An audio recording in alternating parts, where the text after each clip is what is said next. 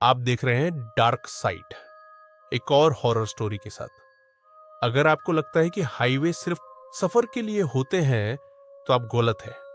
क्योंकि कुछ हाईवे ऐसे हैं जहां रात 3 बजे सिर्फ ट्रक नहीं चलते, वहां कुछ और भी होता है। तो चलिए कहानी शुरू करते हैं। रात के करीब 3 बजे थे। हाईवे पूरी तरह सुनसान पड़ा था। दूर दूर तक सिर्फ अंधेरा और हवा की सरसराहट थी। अरुण, जो पेशे से ट्रक ड्राइवर था, अपने ट्रक से माल लेकर शहर जा रहा था। लंबा सफर, थकान और नींद, सब कुछ उस पर भारी पड़ रहा था। चलते चलते अचानक उसकी नजर सड़क के किनारे पड़ी।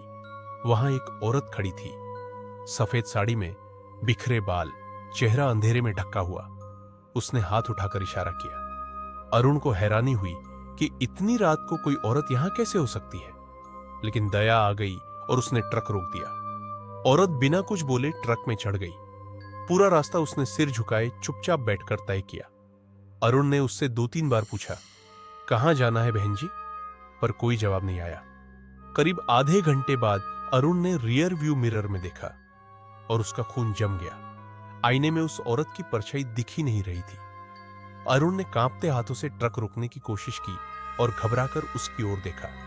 सीट बिल्कुल खाली थी, लेकिन तभी पीछे से जोर जोर की ठहाकों की आवाज आने लगी। ऐसा लग रहा था जैसे दर्जनों औरतें ट्रक के भीतर छिपकर हंस रही हों। उस रात अरुण किसी तरह शहर पहुंच गया, मगर उसकी रूह उस आवाज में फंस चुकी थी। अरुण ने कसम खा ली थी कि दोबारा उस रास्ते से कभी नहीं जाएगा, लेकिन किस्मत को कुछ और ही मंजूर था। हफ्ते भर बाद उसे फिर से उसी हाईवे से जाना पड़ा। इस बार उसने निश्चय किया कि चाहे जो हो, ट्रक नहीं रोकेगा। रात के ठीक उसी समय 3 बजे, जब उसका ट्रक उसी मोड़ से गुजरा, उसका दिल जोर जोर से धड़कने लगा। अचानक उसने देखा, सड़क किनारे वही औरत खड़ी थी, सफेद साड़ी, बिखरे बाल, मगर इस बार उसका चेहरा साफ दिख रहा था। चेहरे पर खून के धब्बे थे और आंखें गहरी काली, जैसे अंधेरे में 2 गड्ढे चमक रहे हों। अरुण ने हिम्मत करके ट्रक की रफ्तार बढ़ा दी, लेकिन तभी ट्रक के बोनट पर जोरदार धड़ाम की आवाज आई, जैसे कोई कूदकर चढ़ गया हो। अरुण ने डरते डरते शीशे से बाहर देखा और उसकी रूह कांप गई। वही औरत बोनट पर बैठी थी। उसके चेहरे पर खून टपक रहा था और होठों पर डरावनी मुस्कान थी। वो धीरे धीरे शीशे पर अपने नाखूनों से खरोचने लगी। आवाज इतनी भयानक थी कि अरुण ने आंखें बंद कर ली। अचानक सब खामोश हो गया। उसने धीरे धीरे आंखें खोली और देखा, ट्रक के अंदर उसके बगल वाली सीट पर वही औरत बैठी मुस्कुरा रही थी। अरुण की सांसें तेज हो गई थी। उसके बगल वाली सीट पर बैठी वो औरत धीरे धीरे मुस्कुराते हुए उसकी तरफ झुकने लगी। उसकी आंखों से काला धुआं निकल रहा था और ट्रक के अंदर ठंडी बर्फ जैसी हवा भर गई थी। अरुण ने कांपते हुए ट्रक रोका और दरवाजा खोलकर बाहर कूद गया। लेकिन बाहर उतरते ही उसके पैरों के नीचे जमीन गायब हो गई। वो किसी गहरी खाई के किनारे खड़ा था।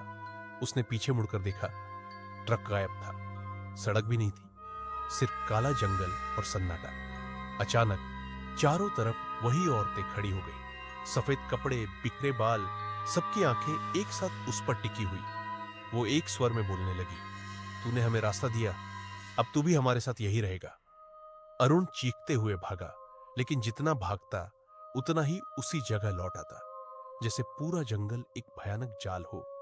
आखिरकार उसकी चीखें अचानक थम गई।